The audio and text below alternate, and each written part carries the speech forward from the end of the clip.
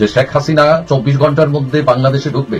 তো শেখ হাসিনা ভাবছেন বা আওয়ামী লীগ ভাবছেন বাংলাদেশে তারা আসবেন, কারণ এই দেশের মানুষ তাদেরকে চায়। বাংলাদেশকে গৃহযুদ্ধের দিকে যাচ্ছে, বাংলাদেশ কি দুর্ভিক্ষের দিকে যাচ্ছে? যুক্তরাজ্য ও বিশৃঙ্খলা বন্ধে ব্যবস্থা নিতে সেনাবাহিনীর প্রতি আহ্বান জানিয়েছেন রাষ্ট্রপতি মোহাম্মদ শাহাবুদ্দিন। সম্প্রতি বেশ কড়া সমালোচনার মুখেই পড়তে হলো ডক্টর ইউনূসের সরকারকে। এই ডক্টর ইউনূস সাহেব বলে নাই যে আপনারা যদি ভুল হয় আমাকে ধরায়া দিবেন, তো আমরা তো বলতেছি আপনাকে এই উপদেশটাকে বাতিল করুন, বলতেছেন না কেন? আসসালামু আলাইকুম সম্মানিত প্রিয় দর্শক, আশা করি সকলেই অনেক ভালো আছেন। দর্শক, আজ কিন্তু খুবই গুরুত্বপূর্ণ একটি ভিডিও নিয়ে হাজির হয়েছে আপনাদের মাঝে।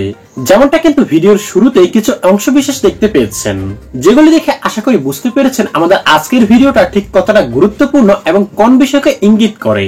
তাই বলবো ভিডিওটি না টেনে সম্পূর্ণ দেখবেন, তবে আপনি পুরো বিষয়টি ভালো করে বুঝতে পারবেন। তবে চলুন দর্শক, আর দেরি না করে এবার আমরা মূল ভিডিওতে চলে যাই। সম্প্রতি উপদেষ্টা নিয়োগ ইস্যুতে বেশ কড়া সমালোচনার মুখেই পড়তে হলো ডক্টর ইউনূসের সরকারকে। এছাড়াও আরও নানা ইস্যুতেও মতানৈক্য চোখে পড়ছে। এমন অবস্থায় বিপ্লব ইস্যুতে অন্তর্বর্তী সরকার প্রশ্নবিদ্ধ হচ্ছে কিনা তা নিয়ে বিশ্লেষকদের মধ্যে নানাবিধ আলোচনা চলছে। এছাড়া রাজনৈতিক দলগুলো জানাচ্ছে তাদের হতাশার কথা।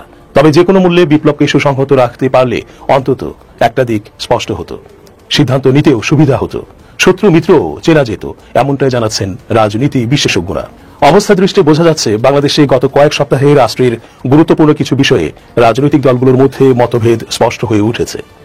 বৈষম্য বিরোধী ছাত্র আন্দোলনের দাবি এবং সরকারের ভূমিকা ও কিছু সিদ্ধান্তের পক্ষে বিপক্ষে দলগুলো অবস্থান নেয় এই মতভেদ তৈরি হয়েছে।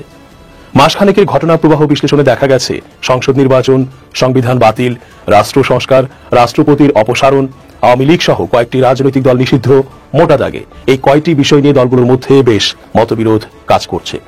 কয়েকটি বিষয়ে অন্তর্বর্তী সরকারের সঙ্গে রাজনৈতিক দলগুলোর মতের বেশ অমিল দেখা যাচ্ছে। ফলে দলগুলোর সঙ্গে সরকারের প্রতি আস্থার ঘাটতি তৈরি হয়েছে। সর্বশেষ গত রবিবার যে 3 জন নতুন উপদেষ্টা শপথ নিলেন তাদের মধ্যে 2 জনের বিষয়ে বেশিরভাগ রাজনৈতিক দলের আপত্তি রয়েছে। এই বিষয়টিতে সরকারের সঙ্গে দলগুলোর বড় ধরনের মতবিরোধ তৈরি করেছে বলে অনেকে মনে করছেন। 3 উপদেষ্টার শপথ গ্রহণ নিয়ে বেশিরভাগ দল এখনও আনুষ্ঠানিক প্রতিক্রিয়া না জানালেও গণ অধিকার পরিষদ সম্প্রতি বিক্ষোভ করেছে। বৈষম্য বিরোধী ছাত্র আন্দোলন সহ কয়েকটি ছাত্র সংগঠনও প্রতিবাদ জানিয়েছে। অনেকে বলছেন উপদেষ্টা নিয়োগ নিয়ে এবার সরকার বড় ধরনের সমালোচনার মুখে পড়ল। ওই গণ অভ্যুত্থানের 3 মাসে এসে তাদের নানা সিদ্ধান্ত ও বক্তব্য নিয়ে প্রশ্ন উঠতে শুরু করেছে। রাজনৈতিক বিশ্লেষকরা মনে করছেন সরকারের সঙ্গে দলগুলোর দূরত্ব বাড়লে রাষ্ট্র পরিচালনার ক্ষেত্রে নানা প্রতিবন্ধকতা তৈরি হতে পারে। আবার গুরুত্বপূর্ণ ইস্যুতে রাজনৈতিক দলগুলো ঐকমত্যে আসতে না পারলে সিদ্ধান্ত নেওয়াও কঠিন হবে। রাজনৈতিক বিশ্লেষক ঢাকা বিশ্ববিদ্যালয়ের শিক্ষক রাশেদা রৌনক খান সংবাদ মাধ্যমকে বলেন, বিভিন্ন দল গোষ্ঠী ও মহলের ঐক্যবদ্ধ আন্দোলনে আওয়ামী লীগ সরকারের পতন হয়েছে, কিন্তু 5 আগস্টের পর সবাই নিজ নিজ এজেন্ডা বাস্তবায়নের দিকে নজর দিয়েছে। সে জায়গা থেকে রাজনৈতিক দলগুলোর মধ্যে মতানৈক্য তৈরি হয়েছে।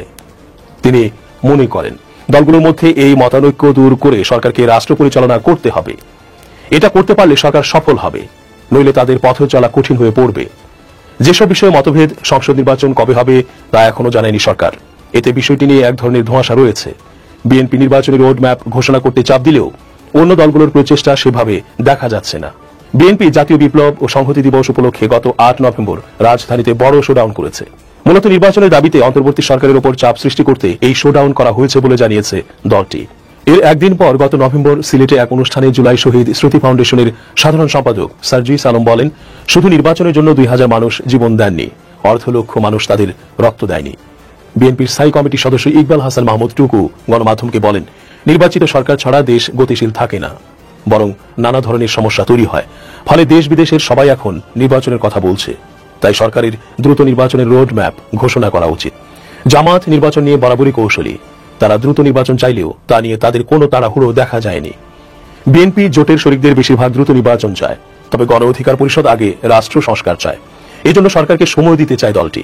কয়েক সপ্তাহ আগে ছাত্রদের প্রথম যে বিষয়টি নিয়ে রাজনৈতিক অঙ্গনে আলোচনা সমালোচনা শুরু হয় সেটি রাষ্ট্রপতির পদত্যাগ এবং সংবিধান বাতিল বিষয়টি। এই 2 দাবিতে শিক্ষার্থীরা রাষ্ট্রপতি ভবন ঘেরাও করলে তা নিয়ে বেশ উত্তেজনা ছড়ায়। তবে বিএনপি স্পষ্ট বলেছে, সাংবিধানিক সংকট তৈরি হয় এমন কোনো বিষয়ে দলটি সমর্থন জানাবে না। বিএনপির সন্দেহ রাষ্ট্রপতির অপসারণ ও সংবিধান বাতিলের মধ্যে রয়েছে অন্তর্বর্তী সরকারের ক্ষমতা দীর্ঘায়িত করার কৌশল। বৈষম্য বিরোধী ছাত্র আন্দোলন এবং জাতীয় নাগরিক কমিটির নেতারা বিভিন্ন রাজনৈতিক দলের সঙ্গে ধারাবাহিক আলোচনা করলেও এসব ইস্যুতে কোনো ঐকমত্য হয়নি। তবে জামাত, ইসলামী আন্দোলন ও হেফাজতে ইসলাম সহ কয়েকটি রাজনৈতিক দল রাষ্ট্রপতিকে অপসারণের পক্ষে তাদের অবস্থান জানিয়েছিল। বিএনপি প্রকাশ্যে বিরোধিতা করার পর অন্য কয়েকটি রাজনৈতিক দলকেও কম বেশি কৌশলী অবস্থান নিতে দেখা গেছে। রাষ্ট্র সংস্কারে সরকারের ব্যাপক উদ্যোগের বিষয়ে বিএনপির কিছুটা আপত্তি আছে। বিএনপি মনে করে একটি সুষ্ঠু নির্বাচন করতে যতটুকু দরকার ততটুকু সংস্কার হওয়া উচিত। নির্বাচিত সরকারই পুরো রাষ্ট্র সংস্কারের দায়িত্ব নেবে। তবে বৈষম্য বিরোধী ছাত্র নেতারা দেশে বড় ধরনের সংস্কার চান। এই বিষয়ে বিভিন্ন সময় তারা তাদের মত দিয়েছেন। সম্প্রতি সার্জিস আলমও বলেছেন, মানুষ 16 বছরে দুর্নীতিগ্রস্ত সিস্টেমের কবলে পড়ে দেয়ালে তাদের পিঠ ঠেকে গেছে। এখন এই সিস্টেমগুলো সংস্কার না করে নির্বাচন দিয়ে দিলে তো হবে না। জামাতের মুখপাত্র দলের কেন্দ্রীয় প্রচার বিভাগের সম্পাদক মতিউর রহমান আকন্দ গণমাধ্যমকে বলেন, তারা সংবিধান বাতিল বা পুনর্লিখনের কথা বলছেন না, তবে সংবিধান সংস্কার করতে হবে, নইলে 5 আগস্ট যে কারণে বিপ্লব হলো তা বৃথা যাবে। সম্প্রতি আরেকটি বিষয় নিয়ে রাজনৈতিক অঙ্গনে বিতর্ক হয়েছে, তা হল আওয়ামী লীগ সহ বিভিন্ন রাজনৈতিক দলের রাজনীতি নিষিদ্ধ করতে হাইকোর্টে রিটের পদক্ষেপ। দল দুটি নিষিদ্ধের পক্ষে অনেকে মত দিলেও বিএনপি বলছে তারা কোনো দলই নিষিদ্ধের পক্ষে নয়। এমন অবস্থায় অন্তর্বর্তী সরকারের জন্য কিছু পরামর্শ দিচ্ছেন বিশ্লেষকরা। অন্তর্বর্তী সরকারকে নিঃসন্দেহে বিপ্লব সুসংহত রাখতে হবে। এটা রাখতে চাইলে জুলাই আগস্টে যারা নিহত হয়েছেন তাদের পরিবারের ভরণ পোষণের জন্য এবং স্থায়ীভাবে সম্মান জানানোর জন্য যাবতীয় ব্যবস্থা গ্রহণ করতে হবে। আহতদের সুচিকিৎসা দেয়া, প্রয়োজনে বিদেশে নিয়ে যেয়ে আরোগ্যের জন্য চেষ্টা করতে হবে। তাদের স্থায়ী আর্থিক সম্মানী প্রদান বা কাজের ব্যবস্থা করে দিতে হবে। প্রশাসনে এখনো আওয়ামী দোসররা বহাল তবিয়তে আছে। হয়তো কিছু ক্ষেত্রে কিছু পরিবর্তন করা গেছে, কিন্তু সাকুল্যে তা করা যায়নি এখনো। ধীরে ধীরে একটি পরিকল্পিত প্রক্রিয়ার মধ্য দিয়ে ফ্যাসিবাদ মুক্ত করতে হবে। পুলিশ সহ অন্যান্য সেক্টরে বিপ্লবের পক্ষের সম্ভাবনাময় শিক্ষিত মেধাবী তরুণদের চাকরি ও রাষ্ট্রীয় দায়িত্ব পালনের সুযোগ করে দিতে হবে। ইতোমধ্যে 3 মাস পেরিয়ে গেছে। দৃশ্যমান কিছু অগ্রগতি এই সরকারকে অবশ্যই জনগণের কাছে স্পষ্ট করতে হবে।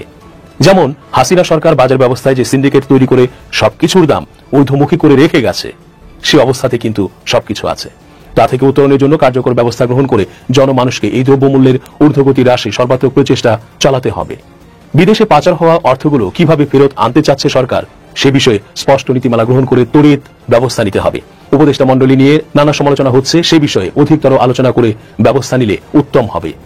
হাসিনার ফ্যাসিবাদের সকল দোসরদের, মন্ত্রী, আমলা, ব্যবসায়ী, কর্মী, পুলিশ যারাই হত্যাকাণ্ডের সাথে জড়িত তাদেরকে দ্রুত করে শুনানি শেষ করে আইন অনুযায়ী শাস্তি নিশ্চিত করতে হবে।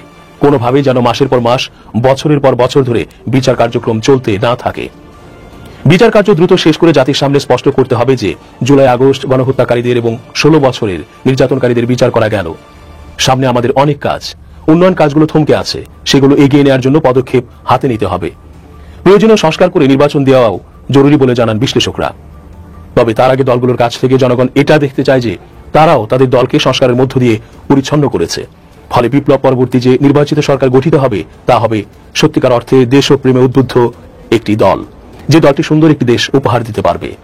শেখ হাসিনা সরকারের পতনের পর ডক্টর ইউনূস সাহেব ক্ষমতায় বসছেন, তার সাথে আছেন ছাত্ররা, এবং তিনি ক্ষমতায় বসার পর বিভিন্ন দল, ছাত্র, সেনাবাহিনী সবাই তাকে সাপোর্ট করছে, করে যাচ্ছে এবং ভবিষ্যতেও করতে পারে। এখন আমাদের দেশের রাজনীতি কিন্তু হলো ক্ষমতাভিত্তিক, মানে সবার উদ্দেশ্য থাকে যে ক্ষমতায় কিভাবে যাবে। মুখে গণতন্ত্রের কথা বললেও পরে দেখা যায় ক্ষমতায় গিয়ে তারা আবার বদলে যায়।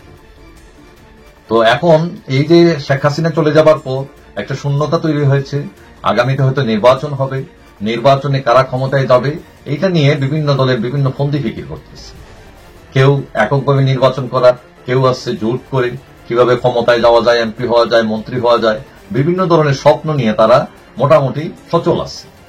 এদিকে বিএনপি চাপ দিতেছে সরকারকে তাড়াতাড়ি দ্রুত নির্বাচন দেওয়ার জন্য, কিন্তু জামাত ইসলাম তারা এত চাপ দিচ্ছে না। তারা ওই দল গোছানোর কাজে, ইসলামী দলগুলোকে নিয়ে ঐক্য করার কাজে, এইসব কাজ নিয়ে তারা ব্যস্ত। এখন জামাত ইসলাম এটা ছাড়াও তারা বিভিন্ন তাদের আমির সুন্দর সুন্দর কথা বলে মোটামুটি নতুন একটা ইমেজ তৈরি করার চেষ্টা করছেন। আবার ছাত্ররা আছে, এরা রাজপথে আছে, সরকারের মধ্যে আছে, আবার নতুন রাজনৈতিক দল করছে তারা, এবং তাদেরও রাজনৈতিক বিলাস আছে। এবং অনেকেই মনে করেন যে তারা নির্বাচনকে একটু নির্বাচন অত সহজে দিবে না, সরকারকে চাপ দিয়ে অত সময় নিবে এবং এর মধ্যে দল গুছিয়ে তারাও ক্ষমতায় যেতে চাইবে। আবার সব দলের একটা টার্গেট হলো যে আওয়ামী লীগ, জাপা, 14 দল এদেরকে কিভাবে নির্বাচন থেকে বাদ দেওয়া যায়, তার বিভিন্ন ফর্মুলা নিয়েও তারা গবেষণা করতেছে। বিপিনরের মতো লোকেরা তারাও এমপি মন্ত্রী হওয়ার স্বপ্ন দেখতেছে, কিন্তু অনেকেই মনে করেন এই স্বপ্ন আতুর ঘরেই মারা যেতে পারে। তাসের ঘরের মতো ভেঙে যেতে পারে। কিন্তু আপনি বলবেন কিভাবে? আমি একটা উদাহরণ দিই, যে ধরেন আমি বলছি যে শেখ হাসিনা 24 ঘন্টার মধ্যে দেশে ফিরতে পারে। কিভাবে পারে? যুক্তিটা কি? আপনারা কয়েকদিন আগেই দেখছেন যে জাতীয় পার্টির নেতা আমিনুর হোসেন মঞ্জুকে গ্রেফতার করা হবে। 24 ঘন্টার মধ্যে তাকে ছাড়তে বাধ্য হয়েছে সরকার। সাবের হোসেন চৌধুরী কিন্তু অসুস্থ না, কিন্তু ভালোই হেঁটে উঠে গেছেন, স্মাইলিং ফেস। তার একটা মামলা না, একাধিক মামলা। 24 ঘন্টা রাখতে পারছেন? রাখতে পারেন না, ছাড়তে হয়েছে। এখন বলতে পারেন যে কেন ছাড়লেন, কি কারণে, রহস্য কি? রহস্য কিছুই না, সহজ হিসাব। কেন রাখতে পারে না? 24 ঘন্টার মধ্যে কেন ছাড়তে বাধ্য হলো গভর্নমেন্ট? কারণ একটাই, আমেরিকার প্রশাসন থেকে ফোন এসছে 24 ঘন্টার মধ্যে ছাড়ো। তখন শুরু হয়ে গেছে হুলস্থুল, মানে 12 ঘন্টার মধ্যে কিভাবে ছাড়া যায়, কিভাবে বাঁচা যায়, কিভাবে তাদের অনুকম্পা পাওয়া যায়, কিভাবে রিস্কের মধ্যে না জড়ানো যায়, এবং 24 ঘন্টার মধ্যেই তারা মুক্তি পেয়ে গেল।